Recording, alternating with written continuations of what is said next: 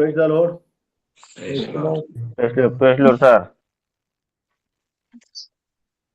ପ୍ରଭୁଙ୍କୁ ମୁଁ ଧନ୍ୟବାଦ ଦିଏ ଏ ପ୍ରାତଃ କାଳରେ ତାଙ୍କରି ଚରଣ ତଳେ ବସିବା ପାଇଁ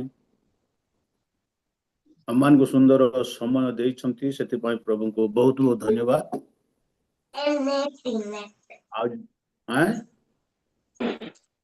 କ୍ଲିୟର ହଉଛି କି?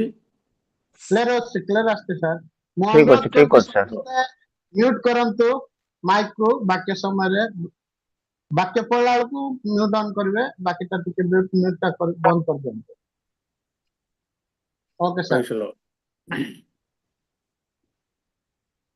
ସମସ୍ତ ଜୁମ୍ ମାଧ୍ୟମରେ ଜଡ଼ିତ ହେଇଥିବା ପ୍ରଭୁଙ୍କର ଦାସମାନଙ୍କୁ ଆଉ ପ୍ରଭୁ ପ୍ରିୟ ଲୋକମାନଙ୍କୁ ମୁଁ ପ୍ରଭୁଙ୍କ ନାମରେ ଧନ୍ୟବାଦ ଦିଏ, କାରଣ ଏ ଦିନମାନଙ୍କରେ ପ୍ରଭୁ ଆମମାନଙ୍କୁ ସାହାଯ୍ୟ କରି ଆସୁଛନ୍ତି ଆଉ ଆମମାନଙ୍କୁ ଗୋଟେ ଭଲ ନିଷ୍ପତ୍ତି ନେବା ପାଇଁ ପ୍ରଭୁ ସାହାଯ୍ୟ କରିଛନ୍ତି ଯେ ପ୍ରତ୍ୟେକ ଦିନ ପ୍ରାତଃ କାଳରେ ତାଙ୍କରି ଚରଣ ତଳେ ବସିବା ପାଇଁ ସୁଯୋଗ ଦେଉଛନ୍ତି। ବିଶେଷ କରି ପ୍ରଭୁଙ୍କର ଚରଣ ତଳେ ବସିବା ହେଉଛି ଆମମାନଙ୍କ ସୌଭାଗ୍ୟର କଥା। ଏଇ ସୌଭାଗ୍ୟ, ଏଇ ସୁନ୍ଦର ସମୟ ଅନେକ ଜାଣିନାହାନ୍ତି କି ପାଇପାରିନାହାନ୍ତି, କାରଣ ପ୍ରଭୁ ଏ ସମୟରେ ତାଙ୍କର ମୁଖ ଦର୍ଶନ କରିବା ପାଇଁ ଆମମାନଙ୍କୁ ସାହାଯ୍ୟ କରୁଛନ୍ତି। ପ୍ରାତଃ କାଳରେ ଆମେ ଯେଉଁ ବିଷୟ କରୁ ବାସ୍ତବ ଆମମାନଙ୍କୁ ସ୍ଥିର ମସ୍ତିଷ୍କ ସହିତ ଆଉ ପ୍ରଭୁ ପ୍ରିୟ ହେଇ ଆମେ ତାଙ୍କ ସହିତ ଜଡ଼ିତ ହେବାର ସୁଯୋଗ ଆମେ ପାଇଥାଉ। ଆମେ ଇସ୍ରାଏଲ ଲୋକମାନଙ୍କର କଥା ଚିନ୍ତା କରୁ, ପ୍ରାତଃ କାଳରେ ପ୍ରଭୁ ସେମାନଙ୍କୁ ଖାଦ୍ୟ ଯୋଗାଉଥିଲେ, ଯାହାକି ଆମେ ଜାଣିଛୁ ମାନା ବୋଲିକି। ଆଜି ବି ଠିକ ପ୍ରତ୍ୟେକ ଦିନ ପ୍ରଭୁ ତାଙ୍କରି ଲୋକମାନଙ୍କ ଦ୍ୱାରା ଆମମାନଙ୍କୁ ସେଇ ଜୀବନ୍ତ ମାନା ଆମମାନଙ୍କୁ ଯୋଗାଉଛନ୍ତି, ଯାହାକି ଆମମାନଙ୍କର ଆତ୍ମିକ ବୃଦ୍ଧି ପାଇଁ ଆମେ ସମସ୍ତେ ଏହିପରି ପ୍ରତ୍ୟେକ ଦିନ ଜଡ଼ିତ ହେବା, ତେବେ ଆମେ ଆତ୍ମିକତାରେ ନିଶ୍ଚୟ ଆମେ ଆଗକୁ ବଢ଼ିପାରିବା। ବିଶେଷ କରି ଆମମାନେ ପ୍ରଭୁ ପ୍ରିୟ ହେଇଥିବାରୁ ପ୍ରଭୁଙ୍କର ବାକ୍ୟକୁ ଆମେ ଧ୍ୟାନ ପୂର୍ବକ ଆମେ ଶୁଣିବା, ଶିଖିବା ଆଉ ବୁଝିବା। କାଲି ଆମେ ଚିନ୍ତା କରୁଥିଲୁ ଜଣେ ଖ୍ରୀଷ୍ଟିଆନ ହେଲା ପରେ କାହିଁକି ସେ ପାପ କରୁଛି। ତାର ଅନେକ ଉଦାହରଣ ଭାଇ ସାଲେମ ଦେଇଥିଲେ। ଆଜି ବି ଆମମାନଙ୍କର ଜୀବନରେ ଯଦି ଆମେ ଭଲ ଭାବରେ ଚିନ୍ତା କରୁ, ତେବେ ଆମର କ'ଣ ଅଭାବ ଅଛି, ସେଥିପାଇଁ ଆମେ ପ୍ରଭୁଙ୍କ ସହିତ ଆମେ ଜଡ଼ିତ ହେଇପାରୁନାହିଁ। ମୋର ପ୍ରିୟ ପ୍ରଭୁଙ୍କ ଲୋକମାନେ, ଆମେ ମୁକ୍ତି ପାଇଛୁ, ଉଦ୍ଧାର ପାଇଛୁ, ପରିତ୍ରାଣ ପାଇଛୁ, କିନ୍ତୁ କୋଉ ମାଧ୍ୟମରେ ପାଇଛୁ, କ'ଣ କରିବା ଦ୍ୱାରା ଆମେ ଉଦ୍ଧାର ପାଉଛୁ? ଆଜି ଅନେକ ଲୋକ ଉଦ୍ଧାର ପାଇନାହାନ୍ତି, ଅନେକ ଲୋକ ପାପରେ ପତିତ ହେଇଛନ୍ତି, କିନ୍ତୁ ପ୍ରଭୁ ଆମମାନଙ୍କୁ ସାହାଯ୍ୟ କରିଛନ୍ତି। ତେବେ ଆମମାନେ କ'ଣ ଜାଣିଛୁ? ଆମେ ଯୀଶୁକୁ ଜାଣିଛୁ, ତାଙ୍କ ରକ୍ତ ଦ୍ୱାରା ଆମେ ପରିବର୍ତ୍ତନ ହେଇଛୁ, ମୁକ୍ତି ପାଇଛୁ ବାସ୍ତବ, କିନ୍ତୁ ପ୍ରଭୁଙ୍କର ବାକ୍ୟ ସହିତ ଆମମାନଙ୍କର ଜୀବନକୁ କି ପ୍ରକାର ଅତିବାହିତ କରୁଛୁ? ସେଥିପାଇଁ ଏ ଦିନମାନଙ୍କରେ ଆମକୁ କ'ଣ ମୁକ୍ତି ଦେଇପାରେ, କ'ଣ କଲେ ଆମେ ମୁକ୍ତି ପାଇବା? ଆଜିର ଧ୍ୟାନ ନିମନ୍ତେ ଅଳ୍ପ ସମୟ ଆମେ ଚିନ୍ତା କରିବା, ଯାହା ଲେଖା ହେଇଛି ଯୋହନ ସୁସମାଚାର ତାର 8 ଅଧ୍ୟାୟର 32 ପଦ ଟିକେ ପଢିକି ସାହାଯ୍ୟ କରିବେ। ଯୋହନ ସୁସମାଚାର 8 ଅଧ୍ୟାୟର 32 ପଦ। ତୁମେମାନେ ସତ୍ୟ ଜ୍ଞାତ ହେବ ଓ ସେଇ ସତ୍ୟ ତୁମମାନଙ୍କର ମୁକ୍ତ କରିବ। ପ୍ରାଇଜ୍ ଦ ଲର୍ଡ। ପ୍ରଭୁ ଆଶୀର୍ବାଦ କରନ୍ତୁ। ଏଠି ଆମେ ଧର୍ମଶାସ୍ତ୍ର ଦେଖିପାରୁଛୁ, ପୁଣି ତୁମ୍ଭେମାନେ ସତ୍ୟ ଜ୍ଞାତ ହେବ ଓ ସେଇ ସତ୍ୟ ତୁମମାନଙ୍କୁ ମୁକ୍ତ କରିବ। ପ୍ରଭୁଙ୍କର ବାକ୍ୟ ଆମମାନଙ୍କୁ ଶିକ୍ଷା ଦିଏ, ସତ୍ୟ ଜ୍ଞାତ ହୁଅ, ସେ ସତ୍ୟ ତୁମମାନଙ୍କୁ ମୁକ୍ତ କରିବ। ଯଦି ବା ମୁକ୍ତ ହେଇଛୁ, କ'ଣ ଜାଣିକି ଆମେ ମୁକ୍ତ ହେଇଛୁ? ଯଦି ମୁକ୍ତ ହେଇନାହିଁ, ଆମେ କ'ଣ ଜାଣିବାକୁ ଅଛି? ଯୀଶୁ ନିଜେ କହୁଛନ୍ତି, ତୁମେ ସତ୍ୟକୁ ଜାଣ, ତାହେଲେ ତୁମେ ମୁକ୍ତି ପାଇବ। ଆମେ ମୁକ୍ତି ପାଇବା ପାଇଁ, ଉଦ୍ଧାର ପାଇବା ପାଇଁ ଅନେକ ସମୟରେ ଆମେ ଚେଷ୍ଟା କରୁଛୁ। ଅନେକ ସମୟ ଆମେ ଧ୍ୟାନ ପୂର୍ବକ ଆମେ ଖୋଜୁଛୁ, କୋଉଠି ମତେ ମୁକ୍ତି ମିଳିବ, କୋଉଠି ମତେ ଉଦ୍ଧାର ମିଳିବ, କୋଉଠି ଅଛି? ବାସ୍ତବ ଆଜି ଜଗତକୁ ଦେଖୁ, ଲୋକମାନେ ମୁକ୍ତି ପାଇବା ପାଇଁ ଅନେକ ଅନେକ ଉପାୟ ସେମାନେ କରୁଛନ୍ତି। ଅନେକ ଲୋକ ପୂଜା ବିଧି କରୁଛନ୍ତି, ଅନେକ ଲୋକ ତୀର୍ଥବ୍ରତ କରୁଛନ୍ତି। ଆଜିକାଲି ଅନେକ ଲୋକ କ'ଣ କରୁଛନ୍ତି? ବୁଡ଼ କରୁଛନ୍ତି। ବିଭିନ୍ନ ଉପାୟ କ'ଣ କରିବା ପାଇଁ ନାହିଁ, ସେମାନେ ମୁକ୍ତି ପାଇବା ପାଇଁ। ସତରେ ଆମେ ଉଦ୍ଧାର ପାଇବୁ, ରକ୍ଷା ପାଇବୁ, ପାପରୁ ବଞ୍ଚିବୁ। କିନ୍ତୁ ମୋର ପ୍ରିୟ ପ୍ରଭୁଙ୍କ ଲୋକମାନେ, ଜଗତରେ କାହାଠାରେ ପରିତ୍ରାଣ ନାହିଁ କି ମୁକ୍ତି ନାହିଁ। ଆମେ ଧର୍ମଶାସ୍ତ୍ର ଦେଖିପାରୁଛୁ, ଯୀଶୁ ଖ୍ରୀଷ୍ଟଙ୍କ ନାମ ଛାଡ଼ିଦେଲେ ଆକାଶ ତଳେ ଆଉ ମଣିଷମାନଙ୍କ ମଧ୍ୟରେ କୌଣସି ନାମ ଦିଆଯାଏ ନାହିଁ। କ'ଣ କରିବା ପାଇଁ? ପରିତ୍ରାଣ ପାଇବା ପାଇଁ ବା ଉଦ୍ଧାର ପାଇବା ପାଇଁ। ଆମେ ଉଦ୍ଧାର ପାଇବା ପାଇଁ ହେଲେ ଆମମାନଙ୍କୁ ପ୍ରଭୁଙ୍କର ବାକ୍ୟ ଶିକ୍ଷା ଦଉଛି, ସତ୍ୟକୁ ତୁମେ ଜ୍ଞାତ ହୁଅ। ସତ୍ୟ ଜାଣିବାକୁ ଦରକାର। ସତ୍ୟ ଜଗତରେ ନାହିଁ। ଏ ମିଥ୍ୟା ଜଗତ ମିଥ୍ୟାରେ ହିଁ ମାତିଛି। ଜଗତ ସାରା ଜଣେ ଯଦି ଭ୍ରମଣ କରିବ, ଖୋଜିବ, ତେବେ କୋଉଠି ସତ୍ୟତା ନାହିଁ। ତେବେ ସେ ସତ୍ୟକୁ ଆମେ ଜାଣିବାକୁ ଦରକାର। ସତ୍ୟ କ'ଣ ଅଟେ? ଯଦିନ ପର୍ଯ୍ୟନ୍ତ ସତ୍ୟକୁ ଜାଣି ନାହିଁ, ସେଦିନ ପର୍ଯ୍ୟନ୍ତ ଆମେ କେବେ ବି ଉଦ୍ଧାର ପାଇପାରିବା ନାହିଁ। ସେଥିପାଇଁ ପ୍ରଭୁଙ୍କର ବାକ୍ୟ ଆମମାନଙ୍କୁ ବାର ବାର ଶିକ୍ଷା ଦିଏ, ତୁ ସତ୍ୟ ଜ୍ଞାତ ହୁଅ, ଆଉ ସେ ସତ୍ୟ ତୁମକୁ ମୁକ୍ତ କରିବ ବା ପରିତ୍ରାଣ ଦେବ। ତେବେ ସତ୍ୟ କାହା ପାଖରେ ଅଛି? କିଏ ସତ୍ୟ? କୋଉଠି ସେ ସତ୍ୟ ମିଳିବ? ଆମେ ସେ ସତ୍ୟକୁ ଅନୁସନ୍ଧାନ କରୁଛୁ କି? ମୋର ପ୍ରିୟ ପ୍ରଭୁଙ୍କ ଲୋକମାନେ, ବାସ୍ତବ ଆମେ ଜାଣିଛୁ, ଏ ଜଗତରେ ଆମେ ମାତିଛୁ। ଏ ଜଗତରୁ ଉଦ୍ଧାର ପାଇବା ପାଇଁ ଆମେ ଅନେକ ଛଟପଟ ହେଉଛୁ, କିନ୍ତୁ ଜଗତରେ କେହି ବି ଆମକୁ ଉଦ୍ଧାର କରିବା ପାଇଁ ଲୋକ ନାହାନ୍ତି। କୌଣସି ବିଷୟ ବି ଆମମାନଙ୍କୁ ଉଦ୍ଧାର କରିନାହିଁ। ଆମମାନଙ୍କ ଧନ ସମ୍ପତ୍ତି, ଆମମାନଙ୍କର ଲୋକ, ଆମମାନଙ୍କର ବଳ, ଆମମାନଙ୍କର ଜ୍ଞାନ କେବେ ବି ଉଦ୍ଧାର କରିପାରେ ନାହିଁ। କିନ୍ତୁ ଗୋଟେ ମାତ୍ର ବିଷୟକୁ ଆମେ ଦେଖିପାରୁଛୁ, ସତ୍ୟକୁ ଜାଣିଲେ ହିଁ ଉଦ୍ଧାର ପାଇପାରିବା। ସତ୍ୟକୁ ଆମେ ଯେ ପର୍ଯ୍ୟନ୍ତ ଜାଣିନାହିଁ ମୋର ପ୍ରିୟ ପ୍ରଭୁଙ୍କ ଲୋକମାନେ, ସେ ପର୍ଯ୍ୟନ୍ତ ଆମେ ଉଦ୍ଧାର ପାଇପାରିବା ନାହିଁ। ସେଥିପାଇଁ ସତ୍ୟ କିଏ? ଆମେ ଧର୍ମଶାସ୍ତ୍ରରେ ଦେଖିପାରୁଛୁ, ଯୀଶୁ କହିଲେ ଯୋହନ ସୁସମାଚାର ତାର 14:6 ପଦରେ, ମୁଁ ପଥ ସତ୍ୟ ଜୀବନ। ଯୀଶୁ କହିଲେ ମୁଁ ସେଇ ସତ୍ୟ। ଦେଖନ୍ତୁ, ସତ୍ୟ ହେଉଛନ୍ତି ପ୍ରଭୁ ଯୀଶୁ ଖ୍ରୀଷ୍ଟ। ସେଇ ସତ୍ୟ ବ୍ୟକ୍ତିକୁ ଜାଣିବା ହେଉଛି ଆମମାନଙ୍କର କର୍ତ୍ତବ୍ୟ। ତାଙ୍କୁ ଜାଣିଲେ ହିଁ ଆମେ ଉଦ୍ଧାର ପାଇବା। ତାକୁ ଜାଣିବା ଦ୍ୱାରା ହିଁ ଆମେ ପରିତ୍ରାଣ ପାଇବା। କାହାକୁ? ନାହିଁ, ପ୍ରଭୁ ଯୀଶୁ ଖ୍ରୀଷ୍ଟଙ୍କୁ। ଯୀଶୁ ଖ୍ରୀଷ୍ଟ କହୁଛନ୍ତି ମୁଁ ସତ୍ୟ। ସେ ସତ୍ୟ ଯୀଶୁକୁ ଆମେ ଜାଣିବା, ତେବେ ଆମମାନେ ଉଦ୍ଧାର ପାଇପାରିବା।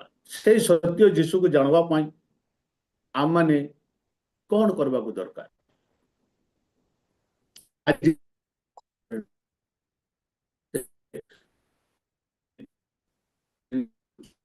ଯୀଶୁ ହିଁ ତାଙ୍କର ବାକ୍ୟ, ଯୀଶୁ ହିଁ ସତ୍ୟ, ଆଉ ଈଶ୍ୱରଙ୍କର ସେ ପବିତ୍ର ଧର୍ମଶାସ୍ତ୍ର ବାକ୍ୟ ହିଁ ସତ୍ୟ। ଯୀଶୁଙ୍କ ବାକ୍ୟକୁ ଆମେ ଜାଣିବାଟା ହେଉଛି ସତ୍ୟ ଜାଣୁଛୁ। ଯୀଶୁଙ୍କର ବାକ୍ୟକୁ ଆମେ କେମିତି ଜାଣିଛୁ? ଯୀଶୁଙ୍କର ବାକ୍ୟ କୋଉ ଉପାୟରେ ଆମେ ଜାଣିପାରୁଛୁ? ଯୀଶୁଙ୍କର ବାକ୍ୟକୁ ଆମେ କେମିତି କରିଛୁ? ଯଦି ଆମେ ଚିନ୍ତା କରିବା, ଆମେ ପ୍ରଭୁଙ୍କର ବାକ୍ୟକୁ ସବୁ ସମୟରେ ଆମେ ଶୁଣିକି ଆସୁଛୁ ପ୍ରଭୁଙ୍କର ଲୋକମାନଙ୍କର ନିକଟରୁ। ଆମେ ସେ ସତ୍ୟକୁ କ'ଣ କରିପାରୁନାହିଁ? ଆମେ ବୁଝିପାରୁନାହିଁ। ଅନେକ ଲୋକମାନେ ଅଛନ୍ତି ସତ୍ୟକୁ ଗୁପ୍ତ କରି ରଖନ୍ତି, ସତ୍ୟକୁ ଲୁଚେଇକି ରଖୁଛନ୍ତି, ସତ୍ୟକୁ ପ୍ରକାଶ କରିବା ପାଇଁ କୁଣ୍ଠାବୋଧ ହୁଅନ୍ତି। ଯେଉଁ ପର୍ଯ୍ୟନ୍ତ ସତ୍ୟ ପ୍ରକାଶିତ ହୁଏ ନାହିଁ, ସେ ପର୍ଯ୍ୟନ୍ତ ମୋର ପ୍ରିୟ ପ୍ରଭୁଙ୍କ ଲୋକମାନେ ଆମେ ଉଦ୍ଧାର ପାଇପାରିବା ନାହିଁ।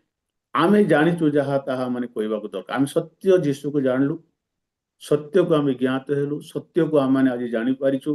ସେଇ ସତ୍ୟକୁ ଆମେ ଲୋକମାନଙ୍କର ଆଗରେ ପ୍ରକାଶ କରିବାକୁ ପଡ଼ିବ, ଲୋକମାନଙ୍କର ଆଗରେ ବି ଆମେ କହିବାକୁ ପଡ଼ିବ। ତେବେ ପ୍ରଭୁଙ୍କର ବାକ୍ୟକୁ ଆମମାନଙ୍କର ଜୀବନରେ ଆମେ କ'ଣ କରିପାରିବା? ଆମେ ଜାଣିପାରିବା, ବୁଝିପାରିବା, ଆଉ ଆମମାନେ ଲୋକମାନଙ୍କୁ ମଧ୍ୟ ସେ ସତ୍ୟ ଜ୍ଞାତ କରିପାରିବା। ତେବେ ପ୍ରଭୁଙ୍କର ବାକ୍ୟରେ ଯଦି ଆମମାନେ ସତ୍ୟ ଜାଣିପାରୁନାହିଁ, ସେ ସତ୍ୟକୁ ଯଦି ଜାଣିନାହିଁ, ତେବେ ଜାଣିବା ପାଇଁ ଚେଷ୍ଟା କରିବା। ସତ୍ୟ କ'ଣ? ବାଇବଲରେ ଲେଖା ହେଇଛି, ଯେଉଁମାନେ ସତ ଜାଣିକି କରନ୍ତି ନାହିଁ, ସେମାନଙ୍କର ପାପ ହୁଏ। ଯାକୁବ ତାର 4:17 ପଦ ଯଦି ପଢ଼ିବେ, ତେବେ ସେଠି ଆମେ ଗୋଟେ ବିଷୟ ଦେଖିପାରୁଛୁ। କ'ଣ ବୋଲି ଲେଖା ହେଇଛି? ଯାକୁବ 4:17 ପଦ ଏଇ ପଢ଼ିବେ। ଅତଏବ ଯେ ସତ୍କର୍ମ କରିବାକୁ ଜାଣି ତାହା କରେ ନାହିଁ ତାହାର ପାପ ହୁଏ। ତାହାର ପାପ ହୁଏ। ଯେ ସତ୍କର୍ମ କରିବାକୁ ଜାଣି ତାହା କରେ ନାହିଁ ତାହାର ପାପ ହୁଏ। ପାପ କଣ? ମୋର ପ୍ରିୟ ପ୍ରଭୁଙ୍କ ଲୋକମାନେ, ସତ୍ୟତାକୁ ଜାଣିଲା ପରେ ସେ ସତ୍ୟ କର୍ମ ନ କରିବା ହିଁ ପାପ ଅଟେ। ଏଠି ଆମେ ଦେଖିପାରୁଛୁ, ଯେଉଁମାନେ ସତ୍କର୍ମକୁ ଜାଣିଛନ୍ତି, ସତ୍ୟକୁ ଜାଣିଛନ୍ତି, ଆଉ ସେ ସତ୍ୟ କରିବେ ନାହିଁ, ସତ୍ୟ କହିବେ ନାହିଁ, ସତ୍ୟକୁ ପ୍ରକାଶ କରିବେ ନାହିଁ, ସେମାନଙ୍କର ପାପ ହୁଏ। ସେଥିପାଇଁ ଆମେ ଜାଣିଲୁ ସତ୍ୟ। ଯୀଶୁ ଅଛନ୍ତି ପ୍ରକୃତ ସତ୍ୟ, ତାଙ୍କଠାରେ ପରିତ୍ରାଣ ଅଛି। ସେ ସତ୍ୟ ଈଶ୍ୱରଙ୍କୁ ଆମେ ଲୋକମାନଙ୍କ ଆଗରେ ପ୍ରକାଶ କରିବା। ଆମେ ଯୀଶୁଙ୍କର ବାକ୍ୟକୁ ଜାଣିଲୁ। ବାକ୍ୟକୁ ଜାଣିଲା ପରେ ବାକ୍ୟକୁ ଆମେ କଣ କରିବା ଦରକାର ନା, ଲୋକମାନଙ୍କର ଆଗରେ ଆମେ ସତ୍ୟ ବାକ୍ୟକୁ ପ୍ରକାଶ କରିବାକୁ ପଡିବ। ଆଜି ଅନେକ ଲୋକମାନେ ସତ୍ୟକୁ ପ୍ରକାଶ କରିପାରୁନାହାନ୍ତି, କାରଣ ସମାଜକୁ ଡରୁଛନ୍ତି, ଲୋକମାନଙ୍କୁ ଡରୁଛନ୍ତି, ନିଜକୁ ସେମାନେ ଭୟଭୀତ ହଉଛନ୍ତି। ମୁଁ ଏଇଟା କହିବା ଦ୍ୱାରା ମତେ ଗାଳି କରିବେ କି, ମତେ ତଳିଦେବେ କି, ମତେ ମାରିଦେବେ କି, ନହେଲେ ମତେ ତୁଚ୍ଛ କରିବେ କି? ମୋର ପ୍ରିୟ ପ୍ରଭୁଙ୍କ ଲୋକମାନେ, ତାହା ମାନେ କଣ କରୁଛୁ? ପାପ କରୁଛୁ। ତାହା କରିବା ଦ୍ୱାରା ଆମେ ପାପ କରୁଛୁ। ଅନେକ ଲୋକ ସତ୍ୟ ଜାଣିଲା ପରେ ସେ ସତ୍ୟ ପ୍ରକାଶ କରନ୍ତି ନାହିଁ। ଯୀଶୁଙ୍କର ବାକ୍ୟରେ ଆମେ ଦେଖିପାରୁଛୁ, ଯଦି ତୁମେ ଜାଣିଛ ତାହା କଲେ ହିଁ ଧନ୍ୟ ହେବ। ଯଦି ଆମେ ଜାଣିଛୁ ସତ୍ୟକୁ, କୋଉଟା ସତ୍ୟ କୋଉଟା ମିଥ୍ୟା ଆମେ ଜାଣିପାରୁଛୁ, ବାରିପାରୁଛୁ। ଯଦି ଆମେ ସେଇ ସତ୍ୟକୁ ଯଦି ଗୁପ୍ତ କରି ରଖିଦେବା, ତେବେ ଆମର ମହାପାପ। ସେଥିପାଇଁ ଯଦି ଜାଣିଛୁ, ତେବେ ତାହା କଲେ ହିଁ ଧନ୍ୟ ହେବ, ତାକୁ ପ୍ରକାଶ କଲେ ହିଁ ଉପକାର ହେବ। ତାହେଲେ ଆଉ ଅନେକ ଲୋକ କଣ କରିପାରିବେ? ଜାଣିପାରିବେ, ସେ ସତ୍ୟକୁ ବୁଝିପାରିବେ। ଅନେକ ସତ୍ୟକୁ ନ ଜାଣିକି ଅଛନ୍ତି। ପ୍ରଭୁଙ୍କର ବାକ୍ୟକୁ ଅନେକ ଲୋକମାନେ ଆଜି କଣ କରୁଛନ୍ତି? ସାଇଡ କରୁଛନ୍ତି, ସାଇଡ। ସତ୍ୟ ବାକ୍ୟକୁ ଲୋକମାନଙ୍କ ଆଗରେ ଦେବାକୁ କୁଣ୍ଠାବୋଧ ହେଇଯାଉଛନ୍ତି। ଆଉ ଯେମିତି ବି ହଉ ସମୟ ବିତେଇକି ଆମେ ଚାଲୁଛୁ, କିନ୍ତୁ ତାହା ପରମେଶ୍ୱରଙ୍କ ଦୃଷ୍ଟିରେ ଗୋଟେ ମନ୍ଦ ଅଟେ। ସେଥିପାଇଁ ଆମେ ପ୍ରଭୁଙ୍କର ବାକ୍ୟରେ ଆଜି ଦେଖିପାରୁଛୁ, ସତ୍ୟ ତୁମେ ଜାଣ, ସେ ସତ୍ୟ ତୁମକୁ ମୁକ୍ତି କରିବ, ଉଦ୍ଧାର କରିବ। ସେଇ ସତ୍ୟକୁ ଆମେ ଜାଣିଛୁ, ତେବେ ସତ୍ୟକୁ ଆମେ ପ୍ରକାଶ କରିବାକୁ ଦରକାର। ପ୍ରଭୁ ଆମମାନଙ୍କୁ ପଠେଇଛନ୍ତି, ମୋର ପ୍ରିୟ ପ୍ରଭୁଙ୍କ ଲୋକମାନେ। ସତ୍ୟ ଜାଣିଲା ପରେ ସତ୍ୟକୁ ପାଳନ କରନ୍ତୁ, ସତ୍ୟର ବାହାରେ ଯାଆନ୍ତୁ ନାହିଁ। ପ୍ରଭୁଙ୍କର ବାକ୍ୟ ଲେଖା ହେଇଛି, ଈଶ୍ୱରଙ୍କର ବାକ୍ୟ ଯଥାର୍ଥ ରୂପେ ପାଳନ କର। ଈଶ୍ୱରଙ୍କ ବାକ୍ୟକୁ ଯଦି ଆମେ ଜାଣିଲୁ ସତ୍ୟ ବୋଲିକି, ଈଶ୍ୱରଙ୍କ ବାକ୍ୟ ଯଦି ଆମକୁ ପରିତ୍ରାଣ ଦେବ, ଉଦ୍ଧାର କରିବ, ଆମକୁ ରକ୍ଷା କରିବ, ସେ ବାକ୍ୟ ଯଦି ଜାଣିଲୁ, ସେ ବାକ୍ୟକୁ ଆମେ ଧର୍ମଶାସ୍ତ୍ର ଅନୁଯାୟୀ ଯଥାର୍ଥ ରୂପେ ପାଳନ କରିବାକୁ ଦରକାର। ତାର ବାମେ କି ଡାଣେ ଆମେ ଯିବାକୁ ନାହିଁ। ଆମେ ବାକ୍ୟ ଗୋଟେ ବାଟେ, ଆମର ଜୀବନ ଗୋଟେ ବାଟେ। ବାକ୍ୟ ଆମେ ଶିକ୍ଷା ଦଉଛୁ, ପଢୁଛୁ, ଆମେ ଆରାଧନା କରୁଛୁ, ପ୍ରାର୍ଥନା ଯାଉଛୁ, ବାକ୍ୟକୁ ଶୁଣୁଛୁ, କିନ୍ତୁ ସେ ବାକ୍ୟର ବାହାରେ ଆମମାନଙ୍କର ଜୀବନ ଅତିବାହିତ କରୁଛୁ, ଯଦ୍ୱାରା ଆଜି ପର୍ଯ୍ୟନ୍ତ ପାପରୁ ଆମେ ମୁକ୍ତି ପାଇନାହିଁ। ଆମେ ଜାଣିଛୁ ସତ୍ୟ, କିନ୍ତୁ ଉଦ୍ଧାର ପାଇନାହିଁ, ରକ୍ଷା ପାଇନାହିଁ। ଆମେ ସେଇଦିନ ନିର୍ଦ୍ଦୋଷ କି ଦୋଷୀ, ପ୍ରଭୁ ସେଦିନ ବିଚାର କରିବେ, ସେଇଦିନ ଜଣା ପଡିବ। ଆଜି ଆମେ ଭାବୁଛୁ ଯେ ମୁଇଁ ଖ୍ରୀଷ୍ଟିଆନ ହେଇଗଲି, ଯୀଶୁକୁ ଜାଣିଦେବା ଦ୍ୱାରା ମୁଇଁ ଆଜି ଉଦ୍ଧାର ପାଇଯାଇଛି, ରକ୍ଷା ପାଇଛି। ନାଇଁ ମୋର ପ୍ରିୟ ପ୍ରଭୁଙ୍କ ଲୋକମାନେ, ସେଇ ସତ୍ୟକୁ ଆମେ ପାଳନ କରୁଛୁ କି ନାଇଁ, ତା ଆମେ ନିଜକୁ ନିଜେ ଆମେ କଣ କରିବା? ଚିନ୍ତା କରି ଦେଖିବା। ଆମେ ବାଇବଲରେ ଦେଖିପାରୁଛୁ, ସତ୍କର୍ମ ଜାଣି ଯଦି ନ କରିବା, ତେବେ ତାହା ହଉଛି ପାପ। ଆପଣ ଆଉ ମୁଇଁ ଆମେ ଜାଣିଛୁ ସତ୍ୟ କଣ, ସେ ସତ୍ୟକୁ ଆମେ କଣ କରୁଛୁ? ଆଜି ପର୍ଯ୍ୟନ୍ତ ଆମେ ପ୍ରକାଶ କରିପାରୁନାହିଁ କି ନିଜେ ପାଳନ କରିପାରୁନାହିଁ। ବାକ୍ୟର ବାହାରେ ଜୀବନ କାଟୁଛୁ। ବାକ୍ୟ ଗୋଟେ ବାଟେ ଥିବ, ଆମର ଜୀବନ ଗୋଟେ ବାଟେ। ତେବେ ସତରେ କି ଆମେ ଉଦ୍ଧାର ପାଇପାରବା, ରକ୍ଷା ପାଇପାରବା? ତେବେ ବାକ୍ୟକୁ ଆମେ କେତେ ଦିନ ଆମେ ଗୁପ୍ତ କରି ରଖିଥିବା? ଏ ବାକ୍ୟକୁ କେତେ ଦିନ ଗୁପ୍ତ କରି ରଖିଥିବା? ପ୍ରଭୁଙ୍କର ବାକ୍ୟରେ ଯାହା ଗୁପ୍ତ ଅଛି ତାକୁ ପ୍ରକାଶ କରିବା ପାଇଁ ଯୀଶୁ ଆସିଥିଲେ। ଯାହାକି ଗୁପ୍ତ ହେଇଯାଇଛି, ସେଇ ଜିନିଷକୁ ସେ ପ୍ରକାଶ କରିବା ପାଇଁ ଆସିଲେ। କିନ୍ତୁ ଯାହା ପ୍ରକାଶ ହେଇଛି ତାକୁ ଆମେ କେତେ ଲୋକ ଆମେ କରୁଛୁ, କେତେବେଳେ ଆମେ ଗୁପ୍ତ କରୁଛୁ, ତାକୁ ଆମେ ପ୍ରକାଶ କରିପାରୁନାହିଁ।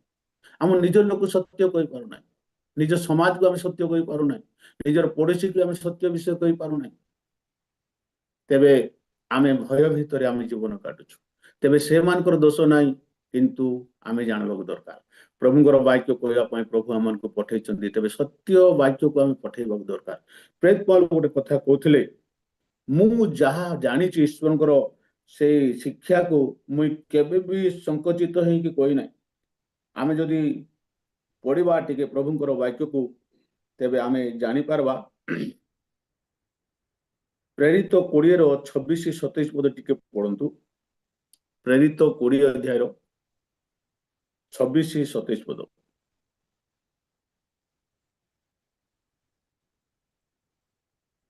ଏ ହେତୁରୁ ମୁଁ ଯେ ସମସ୍ତଙ୍କ ରକ୍ତର ଦାୟିତ୍ୱରୁ ମୁକ୍ତ ଏହା ମୁଁ ଆଜି बस मु समस्तंकर रक्तर दायित्व मुक्त। हाँ ଏହା ମୁଁ ଆଜି ତୁମମାନଙ୍କୁ ସାକ୍ଷ୍ୟ ଦେଉଅଛି। ମୁଁ हाँ ଈଶ୍ୱରଙ୍କ ସମସ୍ତ ସଂକଳ୍ପ ତୁମମାନଙ୍କୁ ଜଣାଇବାକୁ ସଂକୁଚିତ ହୋଇନଥିଲି। बस पाउल कहते मुई ईश्वर से सत्यर संकल्प जनइबा तुम निकट में केवे कुंठाबोध है। प्रभुंकर वाक्य हम देखि पारछो पाउल कहते मुई से रक्तर दायी थी एवं मुई से सत्य को तुम मान निकट में जनइबा मुई संकुचित हो ना सबू सत्य कथा कहूँ बाबू तुम्हें पालन कर न कर करवा को पाओ से दायी से कहते मुझे निर्दोष हो गली। मोर प्रिय प्रभुंकर दास प्रभुंकर लोक माने आमे प्रभुंकर वाक्य देखुଛୁ सत्य को आमे प्रकाश करबा दरकार। सत्य आमको मुक्त करूछ से सत्य जानले आ गोटे उद्धार पाइबो से सत्य जानले रक्षा पाइबो से सत्य जानले यीशु निकट को आसी पारबो से सत्य वाक्य अनुसार जीवन काटी पारबो सेतिरे से तार जीवन आत्मा रक्षा पाइबो सेटा को आमे कोन करछु नाही आमे लोकाहित भाबरे रखिछु। किंतु पाउल कहले मु केबे भी कुंठाबोध करे नाही संकुचित है ना मुझे सब प्रकाश कर सत्य विषय मुझे जहाँ जानली ताहा तुम मान निकट जनाऊँ। आमे जानिथिबा विषय को आमे समाज को आनबा दरकार आमर लोक मान निकट आमे प्रकाश करबा दरकार कारण से माने जानतु आ उद्धार पांतु। तेबे आमे सदा सर्वदा प्रभुंकर वाक्य को आमान जीवनटे आमे देखि पाछो कौन कौन आमान को पाप हुए सत्य को प्रकाश न करबा ही पाप अटे। आमे सत्य जानला परे से सत्य को जदि आम प्रकाश करवा नहीं सेटा जानि थांतु जे पाप। द्वितीय सत्य को गुप्त बा लुचई की रखबाटा फोल्डिंग करछु सत्य को केते लोग कौन करबे आमे कहछु फोल्ड ताको हमर भाषा रे कहबा मार्ता करिक रखुछथि सत्य को प्रकाश करते के जाने ए कथा गोटे लोग भूल करथिबो सेठी आमे से वाक्य प्रचार करबा पई कुंठाबोध काहे ताको बाधी जीवो से मोर पई आके बोलबो तापरे से हमको घृणा करबो कि हमको गाली देबो कि हमको बचसा करबो आमे सेटा कौन करछु से सत्य वाक्य को फोल्डिंग रखुछु जो द्वारा कि से न जानु ताको आउ आमे सम्मान देबा हां से बहुत बढ़िया लोक। किंतु प्रभुंकर वाक्य को आम जानवा दरकार सत्य को आम प्रकाश करबा दरकार सत्य को जो माने लुचेबे सेटा होची पाप आ सत्य पालन न करबाटा होची पाप। सत्य को जानला परे सत्य जदि पालन करबो ना सेटा होची महापाप। आमे सत्य को जानलु यीशु प्रकृत उद्धार करता त्राण करता तांकर वाक्य आम को जीवन देछि से वाक्य को जानला परे से वाक्य रे जीवन अछि से वाक्य को जानला परे आमे से वाक्य को पालन करूना यीशु ठारू आम विमुख होछु। तेबे प्रभुंकर वाक्य को आम मानकर जीवन चिंता करबा दरकार जेते बेले 70 जन शिष्य माने प्रभु यीशु सहित जाउथिले आ यीशु जेते बेले कि आउ मु होइछे जीवंत आहार जो माने मोर मांस आ रक्त पान करबे ना से माने जीवन पाइबे ना बोल अनेक बचसा कले एटा की प्रकार गोटे घृणा योग्य कथा कहूछ।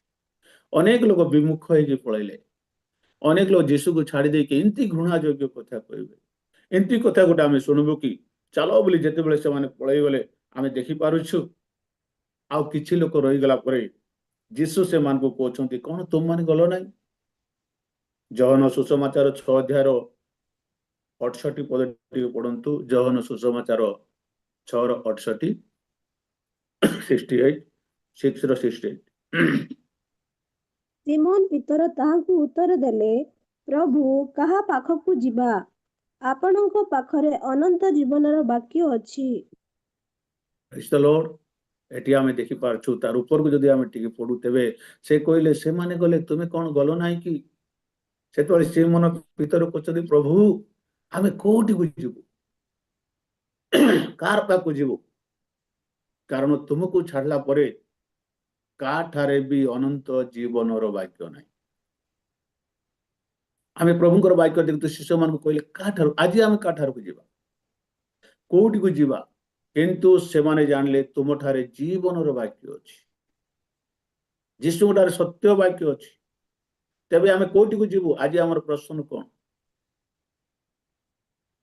आज आमे निजको चिंता करी देखु जीशु पाखरे अच्छी जीवनर वाक्य से वाक्य को आमे पालन करूछु से वाक्य रे आमे समर्पित जीवन काटुछि कि वाक्यर बाहर आम जीवन अतिवाहित करूछु जदि आज पर्यंत आमे बाहर अच्छु तेबे आज भी आम प्रभु सुजोग देइछंती आमे सत्य को पालन करवा सत्य वाक्य को यथार्थ रूपे पालन करंतु एपटे सेटे जाऊंतु ना पालन कले ही आम को कौन मिलबो परित्राण मिलबो मुक्ति मिलबो उद्धार मिलबो नचेत मोर प्रिय प्रभु लोक माने आमे केबे भी जाई परिबानी ए दिन मानकर हमको प्रस्तुत हेबा पई प्रभु सहाय्य करछंती तांकर वाक्य द्वारा आम सब बेले चेतना परामर्श दौरान आमे सत्य वाक्य को यथार्थ रूपे पालन कर समय आसुची ए समय आ सुजोग मिलबो नाही लोक माने भ्रांत ही जिबे सत्य को त्याग करबे सत्य को जीवन रे नेबे नाही सत्य को लोक माने घृणा करबे एटा की प्रकार घृणार कथा सही दिन भी कहिथिले ए घृणाजनक कथा के सही पारबो के सुनबो आज भी बाइबल जदि कठोर भाव प्रचार कले ए कथा काहे कि आमे सुनबो आमे स्वाधीन हो जाइछु मद छाड़वा ख्रिस्टियन के हेबे भांग छाड़वा ख्रिस्टियन के हेबे ख्रिस्टियन मान को सब दरकार पाप भी दरकार और धर्म भी दरकार मद पीवाटा भी दरकार हाँ भांग खाइबाटा भी दरकार आम सिंती ख्रिस्टियन होगा चाहूँ कारण सत्य जानिचु सत्यर बाहर आम जीवन काटुचु जदि सेटा के कहीदेवे तब सिंती के हेबे आम सिंती ख्रिस्टियन सेटा अपनी अलगा ख्रिस्टियन टिके विचार करंतु मोर प्रिय प्रभु लोक माने समय आसुची लोक माने सत्य वाक्य को घृणा करबे सत्य को आज पर्यंत लोक माने जानि पारुनांती सत्य जानला परे सत्यर बाहर जीवन काटुचंती कौन ता उचित कि से माने कौन उद्धार पाइबे उद्धार पाइबा पहिले यीशु माने जो सत्य वाक्य पालन करबा हमर बळ केबे भी हमको परित्राण देबो नै कि उद्धार करबो नै आमर पाखे धन संपत्ति थिबो धन संपत्ति केबे भी हमको रक्षा करबो नै कि उद्धार करबो नै आमर बाहुबल थिबो बहु संख्यक लोक थिबो लोक माने हमको उद्धार करबे नै केवल यीशु ही उद्धार करबो सत्य वाक्य का उद्धार करबो मोर प्रिय प्रभु लोक माने हाँ लोक आपण पाखे अछंती आपण पाखे गोटे दल अछंती किंतु आपण शरीर को होई पारे सहाय्य करि पारंती किंतु जीवन को सहाय्य करि पारंती नाही से नरक को गला बेल को तुमर दल बल तुमको रक्षा करि पारिबो नाही कारण सत्य वाक्य का रक्षा कर सेति पई आज धर्मशास्त्र आम शिक्षा दे सत्य तुम्हें जान ताहेले तुम्हें उद्धार पाइबो रक्षा पाइबो परित्राण पाइबो सत्य वाक्यर बाहर जातु ना कारण तिमोथी से लेखती आम प्रभुंर वाक्य जदि देखु तेबे लिखाई द्वितीय तिमोथी 4:4 पदरे सत्य वाक्य से माने कर्ण देवे ना आ कल्पित कहानी प्रति से माने कर्ण देवे गोटे वाक्य लिखाई 4:4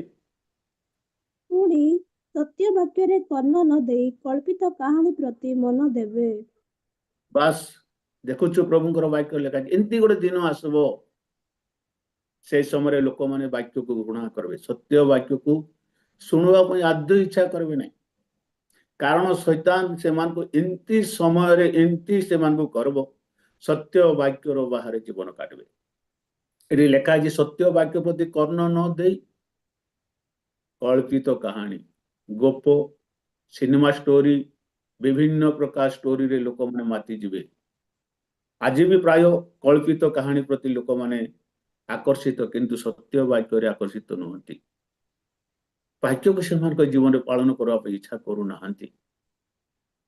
से आम मान जीवन को आम कौन करवा टिके आम समीक्षा कर देखा जे मुई सतरे ईश्वर सत्य को जानला परे सत्य रे जीवन काटुची कि नहीं सत्य वाक्य को यथार्थ रूपे पालन करुची कि नहीं सत्य वाक्यर बाहर मुई जाऊची कि वाक्य गोटे बाटे आ मुई गोटे बाटे जीवन काटुची कि जदि काटुचु तेबे भी सुजोग अछि प्रभु कहते फेर तुम्हें फेरी आस आमको फेरबार समय प्रभु देइछंती ए अनुग्रह समय जदि फेरिकी आम अनुताप करवा प्रभु निकटे कांदवा क्षमा मागवा प्रभु आम को साहाय्य करेंगे क्षमा करेंगे नचेत भयंकर दिन आसब मोर प्रिय प्रभु लोक मैंने से भयंकर दिन पाउल कहले मु तुमको सत्य कही सत्य कहवाई कुंठाबोध है कि संकुचित है कि मुझे लुचेकी रखी ना से सत्य को मुझे प्रकाश कर दूची तेबे से कहले से रक्तर दायी मुई थी एवं दायी ना प्रभुଙ୍କର वाक्य प्रचार करवा लोक मैंने सत्य को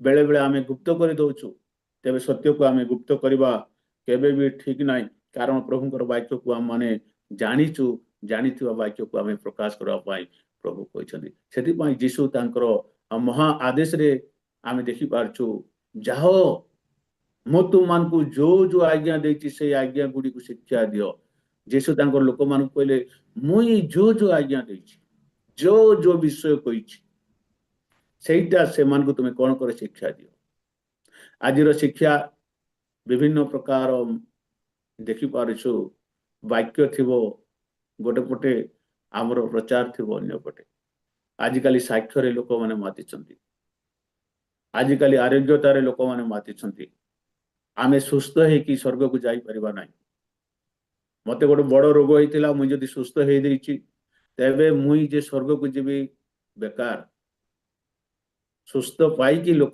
स्वर्ग को जाई पारंती नाही परिवर्तन हेले के जाई पारंती परिताण पाइले ही जाई पारंती सत्य वाक्य को पालन कले जाई पारंती किंतु रोग सुस्थ है कि स्वर्ग को जीव नाही तेबे आज मातिछंती लोक माने मोर प्रिय प्रभु लोक मैंने से आम सदा सर्वदा निज को आम प्रस्तुत करवा कारण सत्य कहवा द्वारा आम लोक ठारू विरोध हो पारो सत्य कहवा द्वारा लोक आमको घृणा करि पारंती सत्य कहवा द्वारा लोक मैंने आमको मारती कारण सत्य पाई आम बाहरी लोक मैंने सत्य कथा कहू कहू जदि विपद आसु सत्य द्वारा सत्य पाई लोक मैंने आमर पूर्वपुरुष मैंने जीवन देइछंती सत्य को प्रतिष्ठा करने आमर पूर्वपुरुष लोक मैंने जीवन देइछंती मरिछंती तेबे अच्छी सेटा पूर्वर एका अच्छी सत्य कहवा लोक मान को तो विपद अच्छी दुख अच्छी ताड़ना अच्छी आम कहीं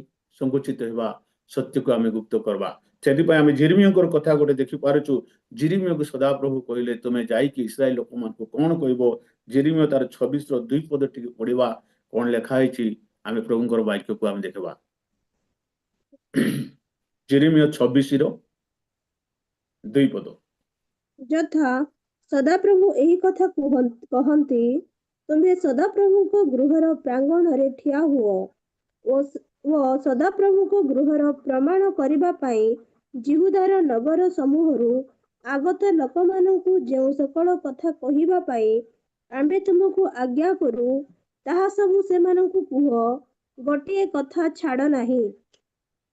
हालेलुया प्रभुଙ୍କର वाक्य हम देखि पारछु जेउ सकल कथा पाई आम्भे तुमको आज्ञा करू ता सबु से मान को कुह गोटिए कथा छाड़ नाही प्रभुଙ୍କର वाक्य हम देखि सत्य कथा को गोटे भी छाड़ नाही जेरिमिया को पठेले ए लोकमान का विरोध ए लोकमान कर आगरे जाई तुम्हें कुह एटा तुम्हें भूल करछ ए नगर को दंड आसबो ए गाँ को दंड आसबो एथिरे लोक मान को दंड आसबो ए कथा जाई तुम्हें कुह आम देखी पारछु मु जो कथा कही सदा प्रभु ताको पठेले आ से कथा कहवा से कहले मु जो कथा कही गोटे भी तुम्हें छाड़ब ना सबू कथा कह देख तो मोर प्रिय प्रभु लोक मैंने प्रभु कहते प्रभु कहवा कथा प्रभुंकर शास्त्र प्रभुंकर वाक्य को जाइकी तुम्हें प्रकाश कर गोटे कथा भी तुम्हें लुचेक रख ना कि न कहीकि रोन वो आम केतटा कथा लुचई दौर प्रभु वाक्य कहूँ जहाँ कहूँ मुझे जो आज्ञा दी से आज्ञा को जाकि तुम्हें कह तेरे ये आम देखी पार्छ जिरमिया जितेबाला जाकि लोक मान को कहते लोक मैंने तार विरुद्ध रे तार से लोक मैंने कौन कले से 6 पद लिखा कि तेबे आम्बे एई गृह को शिलोहर समान करिबा ओ एई नगर को पृथ्वीस्थ सकल गोष्ठीर अभिशापदक करिबा पुणी जिरमिया सदात्मक गृह ए सब कथा कहबार जाजक माने ଓ ଭବିଷ୍ୟତ ବକ୍ତା ମାନେ ଓ ଲୋକ ସମସ୍ତେ ଶୁଣିଲେ। ଆଉ ଜେରେମିୟା ସମସ୍ତ ଲୋକଙ୍କ ନିକଟରେ ସଦାପ୍ରଭୁଙ୍କର ଆଜ୍ଞାପିତ ସକଳ କଥା କହିବାର ସମାପ୍ତ କଲା ଉତ୍ତାରେ ଯାଜକ ଓ ଭବିଷ୍ୟତ ବକ୍ତା ମାନେ ଓ ଲୋକ ସମସ୍ତେ ତାଙ୍କୁ ଧରି କହିଲେ, ତୁମ୍ଭେ ନିଶ୍ଚୟ ମରିବ। ଦେଖନ୍ତୁ ମୋର ପ୍ରିୟ ପ୍ରଭୁଙ୍କ ଲୋକମାନେ, ସତ କଥା ଜେରେମିୟା ଯାଇ ଯେତେବେଳେ କହିଲେ, ଏଠି ଶାସ୍ତ୍ରଜ୍ଞ ଲୋକମାନେ, ଭବିଷ୍ୟତ ବକ୍ତା ମାନେ, ଜାଣିଥିବା ଲୋକମାନେ ବିରୋଧ କରୁଛନ୍ତି ତାକୁ ଧରିକରି, ତୁମେ ଆମର ବିରୁଦ୍ଧରେ, ଏ ଗାଁ ବିରୁଦ୍ଧରେ କଥା କହିଲ, ଆଜି ତୁମେ ନିଶ୍ଚୟ ମରିବ। କିନ୍ତୁ ସତ୍ୟ ସେମାନେ କଣ ଜାଣିନଥିଲେ କି? ଯୀଶୁ ଆସି ସତ୍ୟ କହିବାରୁ ବିରୋଧ ହେଇଗଲେ। ଯୀଶୁ ସତ୍ୟ ବାକ୍ୟ କହିବାରୁ, ସତ୍ୟ ବିଷୟ ଜଣେଇବାରୁ ବିରୋଧ ହେଉଛନ୍ତି। ତେବେ ଆମକୁ ମଧ୍ୟ କିଏ ଗ୍ରହଣ କରିବେ ନାହିଁ। କିନ୍ତୁ ପ୍ରଭୁ ଦେଇଥିବା କଥା ଜେରେମିୟା ଡରଲେ ନାହିଁ, ଆଉ ଯାଇ କହିଲେ, ତୁମେ ଏଟା କରିବାକୁ ବନ୍ଦ, ତ ମାରିଦିଅ କି ଯାହା ବି କର, କିନ୍ତୁ ନ କରବ ତେବେ ତୁମେ ନିଶ୍ଚୟ କଣ ହେବ, ଅଭିଶାପର ପାତ୍ର ହେବ। ତେବେ ସେ ନିର୍ଦ୍ଦୋଷ ହେଇଯାଉଛନ୍ତି। ତାକୁ ଲୋକମାନେ କଣ କରିବା ପାଇଁ ମାରବା ପାଇଁ ଯାଉଛନ୍ତି। ତେବେ ପ୍ରଭୁଙ୍କର ବାକ୍ୟରେ ଆମକୁ ଗୋଟେ କଥା ଆମେ ଦେଖିପାରୁଛୁ, ପ୍ରଭୁଙ୍କର ବାକ୍ୟକୁ ଆମେ କଣ କରିବା, ପାଳନ କରିବା। ସତ୍ୟକୁ ଆମମାନଙ୍କର ଜୀବନରେ ଅଙ୍ଗୀକାର କରିବା, ଗ୍ରହଣ କରିବା। ସତ୍ୟକୁ ଆମେ ଜାଣବା, ଯଦି ଜାଣିଛୁ ତେବେ ତାକୁ ପାଳନ କରିବା, ତେବେ ଆମେ ଉଦ୍ଧାର ପାଇବା। ନଚେତ ଆମେ ଉଦ୍ଧାର ବୋଲି ଗଣତା କରାଯିବ ନାହିଁ। ଆମେ 10 କନ୍ୟା ମାନଙ୍କ ମଧ୍ୟରେ ଦେଖିପାରୁଛୁ, 5ଟା ନିର୍ବୁଦ୍ଧି ଥିଲେ ଆଉ 5ଟା ସୁବୁଦ୍ଧି ଥିଲେ। ସେମାନେ ବି ଗୋଟେ ଦଳର ଲୋକ ଥିଲେ, ଗୋଟେ ରକମ ପୋଷାକ ପିନ୍ଧିଥିଲେ, ଗୋଟେ ବରକୁ ସାକ୍ଷାତ କରିବା ପାଇଁ ଯାଇଥିଲେ। କିନ୍ତୁ 5 ଜଣ ଯାଇପାରୁଛନ୍ତି ଆଉ 5 ଜଣ ଯାଇପାରୁ। ସେମାନେ ଭାବି ନଥିଲେ ଯେ ଆମେ ବି ଦେଖିପାରିବୁ ନାହିଁ, 5 ଜଣ ଦେଖିବେ ବୋଲି। ସେମାନେ ଭାବିଥିଲେ ଆମେ ବି ଦେଖିବୁ। କିନ୍ତୁ ସମୟ ଯେତେବେଳେ ଠିକ ସମୟ ଆସିଲା, ସେତେବେଳେ ବାଛି ହେଇଯାଉଛନ୍ତି ସେମାନେ। 5 ଜଣ ଅଲଗା ହେଲେ, 5 ଜଣ ଆର ଅଲଗା ହେଲେ। ଆଉ ସେମାନେ ଯାଇକି ଯେତେବେଳେ ବରକୁ କହୁଛନ୍ତି, ସେମାନେ କହିଲେ, ମୁଇଁ ତୁମକୁ ଜାଣି ନାହିଁ। ତେବେ ସେମାନେ କେତେ ଦୁଃଖ କରିଥିବେ। ପ୍ରଭୁ, ଆମେ ଏତେ ବର୍ଷ ପ୍ରାର୍ଥନା କରିଛୁ, ଏତେ ବର୍ଷ ଆମେ ଆରାଧନା କଲୁ, ଏତିକି ଦାନ ଧର୍ମ ଦେଲୁ, ଆମେ ବି ସେମାନଙ୍କ ସହିତ ଆସିଥିଲୁ, ଗୋଟେ ଗିର୍ଜାରେ ଏକା ଥିଲୁ, ରାତି ସାରା ବି ଜଗିଛୁ। ତେବେ ସେ କହୁଛନ୍ତି, ନାଇଁ ନାଇଁ, ମୁଇଁ ତୁମକୁ କଦାପି ଜାଣି ନାହିଁ, ଏ ଅଧର୍ମଚାରୀ ମାନେ ମୋ ସମ୍ମୁଖରୁ ଦୂର ହୁଅ। ସେତେବେଳେ ସେମାନଙ୍କୁ ଧାର୍ମିକ ଗଣନା କରୁନାହାନ୍ତି, ଅଧର୍ମ ପାପୀ ମାନେ ତୁମେ ପଳେଇଯିବ ମୋର ସମ୍ମୁଖରୁ। ତେବେ ମୋର ପ୍ରିୟ ପ୍ରଭୁ, କାହିଁକି ଆମେ ପ୍ରିୟ ପ୍ରଭୁଙ୍କ ଲୋକମାନେ କାହିଁକି ସେମିତି କଥା କହିଲେ? ଆମେ ଦେଖାଯାଉଥିବା ଗୋଟେ ପ୍ରକାର, କିନ୍ତୁ ଆମେ କଣ କରୁଛୁ ତାହା ଜାଣନ୍ତି ପ୍ରଭୁ। ଆମର ଅନ୍ତର ବିଷୟକୁ ଜାଣନ୍ତି। ସେଥିପାଇଁ ଆମେ ସଦାସର୍ବଦା ପ୍ରସ୍ତୁତ ହେବା, ସତ୍ୟକୁ ଆମେ ପାଳନ କରିବା। ସତ୍ୟ ପାଳନ କରିବା ଲୋକମାନେ ଆକା ଉଦ୍ଧାର ପାଇବେ, ପରିତ୍ରାଣ ପାଇବେ, ରକ୍ଷା ପାଇବେ। ସେଇ ଭୟଙ୍କର ଦିନରେ, ସେଇ କ୍ରୋଧର ଦିନରେ ତାଙ୍କର ଲୋକମାନଙ୍କୁ ସେ ଗୁପ୍ତରେ ରଖିବେ। ସେଥିପାଇଁ ଆମେ ପରିତ୍ରାଣ ପାଇବା ପାଇଁ ଯୀଶୁକୁ ଜାଣିଛୁ। ତେବେ ଜାଣିଥିବା ବାକ୍ୟକୁ ଆମେ ପାଳନ କରିବା, ତେବେ ଆମେ ଉଦ୍ଧାର ପାଇବା। ତେବେ ଆଉ ଯାକବ ପୁସ୍ତକ ଦେଖୁଥିଲେ, ସତ୍ୟ ଜାଣି ସତ୍ୟ ଯୋଉମାନେ କରନ୍ତି ନାହିଁ, ପାଳନ କରନ୍ତି ନାହିଁ, ସତ୍ୟକୁ ପ୍ରକାଶ କରନ୍ତି ନାହିଁ, ସେମାନଙ୍କର ପାପ ହେବ। ଆଜି ଆମେ ଜାଣିଛୁ, ଅନ୍ୟକୁ କହିବା, ଜାଣିଛୁ, ଆମେ ବି ପାଳନ କରିବା ପାଇଁ ଚେଷ୍ଟା କରିବା, ତେବେ ନିଶ୍ଚୟ ଆମମାନଙ୍କୁ ପ୍ରଭୁ ଆଶୀର୍ବାଦ କରିବେ। ମୋର ପ୍ରିୟ ପ୍ରଭୁଙ୍କ ଲୋକମାନେ, ବାକ୍ୟ ଛାଡିକି ଆମେ କଣ ପ୍ରଚାର କରିବା? ପିତର ଜହନକୁ ଯେତେବେଳେ ଧରି ମାରି ପକାଉଛନ୍ତି, କାରାଗାରରେ ନିକ୍ଷେପ କରୁଛନ୍ତି, ଆଦେଶ ଦଉଛନ୍ତି, ଏଇ କଥା ତୁମେ କହୁନ, ସେତେବେଳେ ସେମାନଙ୍କୁ ଧମକ ଚମକ ଦେଇ କରୁଡ଼ା ପ୍ରହାର କରି ସେମାନଙ୍କୁ ଛାଡୁଛନ୍ତି। ଆଉ ଯୀଶୁ ନାଁରେ ତୁମେ କେବେ ବି କଥା କହିବ ନାହିଁ, ଏ ସତ୍ୟ କଥାକୁ କାହାର ଆଗରେ କେବେ ବି ପ୍ରକାଶ କରିବ ନାହିଁ। ସେତେବେଳେ ଆଉ ପୁନର୍ବାର ଯାଇ ସେମାନେ କଣ କରୁଛନ୍ତି, ପ୍ରଚାର କରୁଛନ୍ତି। ପ୍ରଚାର କରିବା ସମୟ ତାଙ୍କୁ ଧରି ପକେଇଲେ। ଧରି ପକେଇ କଣ କରୁଛନ୍ତି, ପଚାରବା ସମୟରେ ସେମାନେ କଣ କହୁଛନ୍ତି, ଟିକେ ଆମେ ପଢିବା। ଯାହା ଲେଖା ହେଇଛି ପ୍ରେରିତ ପୁସ୍ତକ ତାର 5-28-29 ପଦ ଆମେ ଟିକେ ପଢୁ। ପ୍ରେରିତ 5-28-29। ଆମ୍ଭେମାନେ ତୁମ୍ଭମାନଙ୍କୁ ଏହି ନାମରେ ଶିକ୍ଷା ଦେବାକୁ ଅତି ଦୃଢ଼ ରୂପେ ନିଷେଧ କରିଥିଲୁ। ତଥାପି ଦେଖ, ତୁମ୍ଭେମାନେ ତୁମ୍ଭମାନଙ୍କର ଶିକ୍ଷାରେ ଜେରୁସାଲେମର ପୂର୍ଣ୍ଣ କରି ସେଇ ଲୋକର ରକ୍ତପାତର ଦୋଷ ଆମ୍ଭମାନଙ୍କ ଉପରେ ବର୍ତ୍ତାଇବାକୁ ଚାହୁଁଅଛ।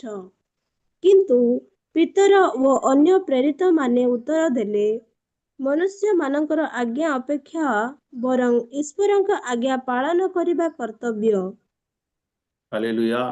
ଆମେ ଦେଖିପାରୁଛୁ ଭିତର ଯୋହନ କହୁଛନ୍ତି ମଣିଷର ଆଜ୍ଞା ପାଳନ କରିବା ଆଦେଶକୁ ପାଳନ କରିବା ଅପେକ୍ଷା ଈଶ୍ୱରଙ୍କର ବାକ୍ୟ ପାଳନ କରିବାର କର୍ତ୍ତବ୍ୟ। ଧମକ ଦେଲେ ସେମାନଙ୍କୁ, କହିଲେ ଆମେ ଦୃଢ ଭାବରେ ତୁମକୁ ମନା କରିଥିଲୁ, ତୁମେ କାହିଁକି ଆସି ଦେଖୁଛ? କିନ୍ତୁ ସେମାନେ କହିଲେ ଯୀଶୁଙ୍କର ନାଁକୁ ଛାଡି ଆଉ କୋଉ ନାମ ପ୍ରଚାର କରିବ? ମଣିଷର ଆଜ୍ଞାକୁ ପାଳନ କଲେ ଉଦ୍ଧାର ପାଇବ କି? ମଣିଷର ବିଧିକୁ ପାଳନ କଲେ ଉଦ୍ଧାର ପାଇବ କି? ମଣିଷର ରୀତିନୀତିକୁ ଧରି ବସିଲେ ଉଦ୍ଧାର ପାଇବ କି? ନାଇଁ ମୋର ପ୍ରିୟ ପ୍ରଭୁଙ୍କ ଲୋକମାନେ, ସେମାନେ ଡରିଲେ ନାହିଁ ଆଉ ଛିଡା ହେଲେ ମଣିଷର ଆଜ୍ଞାକୁ ଆମେ କାହିଁକି ପାଳନ କରିବୁ? ମଣିଷର ଆଜ୍ଞା ପାଳନ କରିବା ଅପେକ୍ଷା ସଦାପ୍ରଭୁ ଦେଇଥିବା ବାକ୍ୟକୁ ପାଳନ କରିବା ଆମର କର୍ତ୍ତବ୍ୟ। ମଣିଷର ବିଧି ବିଧାନକୁ ପାଳନ କରିବା ଅପେକ୍ଷା ଧର୍ମଶାସ୍ତ୍ର ବାକ୍ୟକୁ ପାଳନ କରିବା ଆମର କର୍ତ୍ତବ୍ୟ। ତେବେ ଏଇ ଧର୍ମଶାସ୍ତ୍ରକୁ ଆମେ ପାଳନ କଲେ ଆମକୁ ପରିତ୍ରାଣ ମିଳିବ, ଉଦ୍ଧାର ମିଳିବ, ରକ୍ଷା ମିଳିବ। ସେଥିପାଇଁ ଆମେ ଶୁଣିଥିବା ବାକ୍ୟକୁ ଅଧିକ ଯତ୍ନପୂର୍ବକ ଆମମାନଙ୍କ ଜୀବନରେ ପାଳନ କରିବାକୁ ଦରକାର, ବିଶ୍ୱାସ କରିବାକୁ ଦରକାର। ବିଶ୍ୱାସ ପ୍ରଭୁଙ୍କର ବାକ୍ୟ ଦ୍ୱାରା ଆସିବ। ସତ୍ୟ ବାକ୍ୟ ଦ୍ୱାରା ଆମେ ବିଶ୍ୱାସ ହେଇପାରିବା। ବାକ୍ୟକୁ ଶୁଣିବା ଦ୍ୱାରା ଆମେ ବିଶ୍ୱାସ ହେଇପାରୁଛୁ।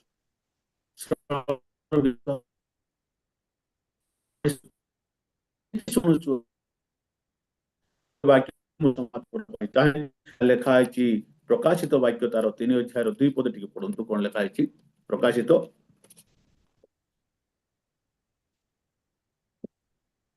ଜାଗ୍ରତ ହୁଅ, ପୁଣି ଲୁପ୍ତପ୍ରାୟ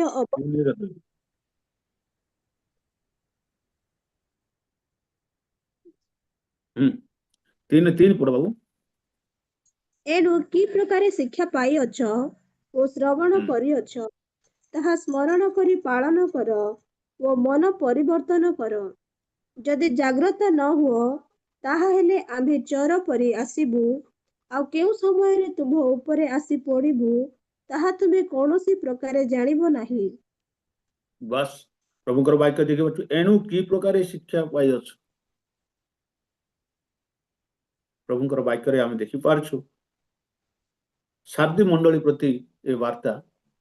ମଣ୍ଡଳୀକୁ ପରମେଶ୍ୱରଙ୍କର ବାକ୍ୟ କହୁଛି ତୁମେ କି ପ୍ରକାର ଶିକ୍ଷା ପାଇଅଛ, ପାଉଛ? ଆମେ କି ପ୍ରକାର ଶିକ୍ଷା ପାଇକି ଅଛୁ? ଆମର ଶିକ୍ଷା କଣ? ଆଜି ଆମମାନଙ୍କୁ ମଧ୍ୟ ପ୍ରଭୁଙ୍କର ବାକ୍ୟ ଶିକ୍ଷା ଦଉଛି, ଏଣୁ କି ପ୍ରକାର ଶିକ୍ଷା ପାଇଅଛ ଓ ଶ୍ରବଣ କରିଅଛ, ତାହା ସ୍ମରଣ କରି ପାଳନ କର ଓ ମନ ପରିବର୍ତ୍ତନ କର। ଆମେ କେମିତି ଶିକ୍ଷା ପାଉଛୁ, କେମିତି ଆମେ ଶୁଣୁଛୁ, ଆଉ କେମିତି ପାଳନ କରୁଛୁ? ଆମେ ଶୁଣିବା ବାକ୍ୟକୁ ପାଳନ କରୁଛୁ କି ନାହିଁ? ଆମେ ଉଚିତ ଶିକ୍ଷା ପାଉଛୁ କି ନାହିଁ? ଆମମାନଙ୍କର ବାକ୍ୟକୁ ଆମେ ଶୁଣିବା ଦ୍ୱାରା ଆମେ ଭଲରେ ଶୁଣୁଛୁ କି ନାହିଁ? ଯଦି ଆମେ ଶୁଣୁନାହିଁ, ତେବେ ଆଜି ବି ଆମକୁ ପ୍ରଭୁ ସମୟ ଦେଇଛନ୍ତି। ତେବେ ଏଠି ଲେଖା ହେଇଛି, ଆମେ ଷଷ୍ଠ ଭାବରେ ଦେଖିପାରୁଛୁ, ଏଣୁ କି ପ୍ରକାର ଶିକ୍ଷା ପାଇଅଛ ଓ ଶ୍ରବଣ କରିଅଛ, ତା ସ୍ମରଣ କରି ପାଳନ କର ଓ ମନ ପରିବର୍ତ୍ତନ କର। ହାଲେଲୁୟା। ଆମେ ଶୁଣବା, ପାଳନ କରିବା, ତେବେ ଆମେ ମନ ପରିବର୍ତ୍ତନ କରିପାରିବା, ଉଦ୍ଧାର ପାଇପାରିବା, ରକ୍ଷା ପାଇପାରିବା, ପରିତ୍ରାଣ ପାଇପାରିବା। ତେବେ ଆମେ ପ୍ରଭୁଙ୍କର ବାକ୍ୟ ଦେଖିପାରୁଛୁ, ସତ୍ୟକୁ ତୁମେ ଜ୍ଞାତ ହୁଅ, ସେଇ ସତ୍ୟ ତୁମକୁ ମୁକ୍ତ କରିବ। ସତ୍ୟକୁ ଛାଡ଼ିଲା ପରେ ମୋର ପ୍ରିୟ ପ୍ରଭୁଙ୍କ ଲୋକମାନେ କେହି ଆମକୁ ମୁକ୍ତି ଦେଇପାରନ୍ତି ନାହିଁ। ଯଦି ଯୀଶୁ ଦେଇପାରନ୍ତି ନାହିଁ, ତେବେ ଆଉ କେହି ଦେଇପାରନ୍ତି ନାହିଁ। ଯୀଶୁ ହିଁ ସତ୍ୟ। ସେଇ ଯୀଶୁକୁ ଆମେ ଜାଣିବା ଭାଗ୍ୟବାନର କଥା। ଜାଣିଛୁ ତାହା ଯଥେଷ୍ଟ ନାହିଁ, ତାକୁ ପାଳନ କଲେ ହିଁ ଆମେ ଧନ୍ୟ ହେଇପାରିବା। ଆମେ ଯୀଶୁ ବୋଲି ଜାଣିଛୁ, କିନ୍ତୁ ଯୀଶୁ ଯେ ସତ୍ୟ ଆମେ ଜାଣିଛୁ, କିନ୍ତୁ ଯୀଶୁକୁ ଜାଣିକି ତାଙ୍କୁ ଆମେ ହୃଦୟ ସହିତ ବିଶ୍ୱାସ ନ କରିବା ଦ୍ୱାରା ଆମେ ପରିତ୍ରାଣ ପାଇପାରିବା ନାହିଁ। ତେବେ ଆମମାନଙ୍କୁ ଆଜିର ଶିକ୍ଷା ଏହା ଦିଏ, ଆମେ ଦେଖିପାରୁଛୁ ସତ୍ୟକୁ ଜାଣିବା, ସତ୍ୟକୁ ଜଣେଇବା, ସତ୍ୟକୁ ପ୍ରକାଶ କରିବା, ସତ୍ୟକୁ ପାଳନ କରିବା, ताहेले आमे परित्राण पाइबा सत्य ପାଇଁ ଆମେ କୁଣ୍ଠାବୋଧ କରିବା ନାହିଁ ସତ୍ୟ ପାଇଁ ଆମେ ଲୁଚିକି ରହିବା ନାହିଁ ସତ୍ୟ ପାଇଁ ଆମର ଲୋକମାନେ ଜୀବନ ଦେଇଛନ୍ତି ସତ୍ୟ ପାଇଁ ଆମେ ଦେଖୁଥିଲୁ ବାଇବଲରେ ଅନେକ ଲୋକମାନେ ଦୁଃଖ ପାଇଛନ୍ତି ମାଡ଼ ଖାଇଛନ୍ତି ଆଜି ବି ଆମମାନଙ୍କ ଜୀବନରେ ସତ୍ୟ କହୁ କହୁ କିଛି ଯଦି ଦୁଃଖ ଆସିବ ବିପଦ ଆସିବ ଆସୁ ସତ୍ୟ ପାଇଁ ଆମେ ପଛକୁ ଯାଇବା ନାହିଁ ସେଇ ସତ୍ୟ ଅନ୍ୟ ଲୋକ ଜାଣନ୍ତୁ ଆଉ ଉଦ୍ଧାର ପାଆନ୍ତୁ ଆମେ ଯେମିତି ପରିତ୍ରାଣ ପାଇଛୁ ଆମେ ଯେମିତି ରକ୍ଷା ପାଉଛୁ ଆମେ ଯେମିତି ଉଦ୍ଧାର ପାଇଛୁ ଆଉ ସେଇ ସତ୍ୟ ବାକ୍ୟ ଆଉ ଲୋକମାନେ ଶୁଣନ୍ତୁ ଆଉ ଉଦ୍ଧାର ପାଆନ୍ତୁ ସେଥିପାଇଁ ପ୍ରଭୁଙ୍କର ବାକ୍ୟରେ ଆମମାନଙ୍କୁ ଶିକ୍ଷା ଦେଉଛନ୍ତି ଜେରିମିୟାକୁ କହିବାନି ଯେ ପ୍ରଭୁ ଦେଇଥିବା କଥା ଗୋଟେ ବି ଆମେ ନ ଲୁଚେଇ କରି ପ୍ରକାଶ କରୁ ଯାହା ଯାହା ଆମମାନଙ୍କୁ ଶିକ୍ଷା ଦେଇଛନ୍ତି କହିବା ପାଇଁ ଆଦେଶ ଦେଇଛନ୍ତି ସେଇ ସବୁ ଆମେ ଲୋକମାନଙ୍କର ଆଗରେ ଗୁପ୍ତ ନ କରି କହିବା ଦ୍ୱାରା ବିରୋଧ ହେବ ହେଲେ ହଉ ପ୍ରଭୁ ସେଟା ନିଶ୍ଚୟ କଣ କରିବେ ଜାଣିବେ ସେଥିପାଇଁ ପ୍ରଭୁ ଦୟା କରନ୍ତୁ ଅନୁଗ୍ରହ କରନ୍ତୁ ଆମମାନଙ୍କ ଜୀବନକୁ ସତ୍ୟ ପଥରେ କଢେଇ ନିଅନ୍ତୁ ଆଜି ପର୍ଯ୍ୟନ୍ତ ଯଦି ସତ୍ୟର ବାହାରେ ଆମେ ଜୀବନ କାଟୁଛୁ ଏବେ ବି ସମୟ ଅଛି ଆମେ ସେ ସତ୍ୟକୁ ନିଜର ହୃଦୟକୁ ନେବା ସତ୍ୟ ଦ୍ୱାରା ଚାଳିତ ହେବା ପରିତ୍ରାଣ ପାଇବା ଆମର ଜୀବନକୁ ରକ୍ଷା କରିବା ପ୍ରଭୁ ଦୟା କରନ୍ତୁ ଏହି ପଠିତ ବାକ୍ୟରେ ଆମେ ସମସ୍ତ